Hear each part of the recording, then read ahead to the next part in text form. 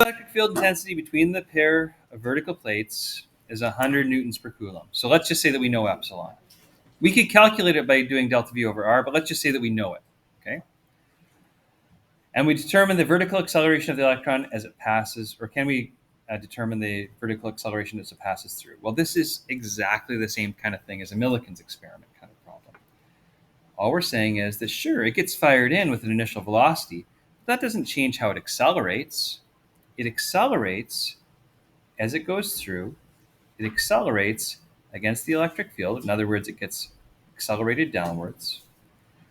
And we could say Fe equals epsilon Q, F net equals mass times acceleration. Set those two equal to each other, epsilon Q equals mass times acceleration, and solve for acceleration. We've been here. We've done that, okay? And we're just subbing in the values to get that acceleration. This is doable. And this leans on the shoulders of Millikan's experiment. It ends up developing television technology for us, but it leans on the shoulders of Millikan's experiment. Okay. Don't worry, you can take a snapshot of this later, okay? Don't burn yourself out. I want to take a look at the next idea. The next idea is if the vertical deflection plates are 6 centimeters long. In other words, from end to end, from here to here, 6 centimeters long as I try to deflect this charge up or down. And we can convert that into scientific notation in meters. How long will it take for it to travel across? Again, this is just a projectile problem.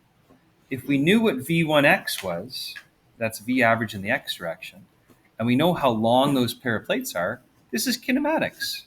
Delta D over average of speed is going to give us the travel time. Now, it happens to be a really fast speed. That means it's going to be a really short amount of time. And we got to just be okay with that, okay? I don't even know what the prefix is for 10 to the power of negative 10. That's not a lot. That's a short time, 1/10 of a nanosecond, okay? Now, as we carry on, and like I said, don't worry, you'll have access to this. Don't burn out your wrist writing, okay? As we carry on, we say, how far in the vertical direction is this charge going to get deflected? Again, this is just projectile motion. So if I know how long it's flying for, and I know what the vertical acceleration is going to be, see how acceleration in the vertical direction takes the place of acceleration due to gravity? As if we're just launching a ball off a cliff, right? And we say, okay, well, V1y was 0 because it was a horizontal launch. And we solve for the delta dy, and it ends up being, again, not a big number, 3 micrometers.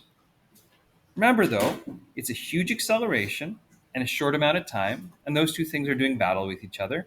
But in the end, it deflects downwards. Okay? Everybody cool with this so far? I know we're not keeping up with the writing. Okay? And we're almost there.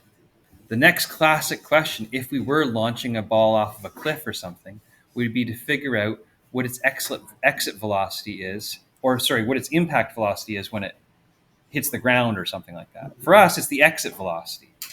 So in this case, we'd say, okay, well, we know that the x component of velocity didn't change the entire time. We know that kinematics is still a thing. We know that v1y was 0 meters per second.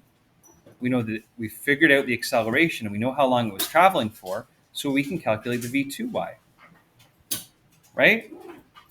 And if we know v1y and v2y, v2x and v2y, then we can calculate what the hypotenuse is. We can calculate what the exit angle is. And that means that we know what the exit velocity is going to be. And that's it. That's pretty much as deep as we go with these things. But the reason I wanted to do this all in one go was so that people can see really quickly, this is just projectile motion, okay?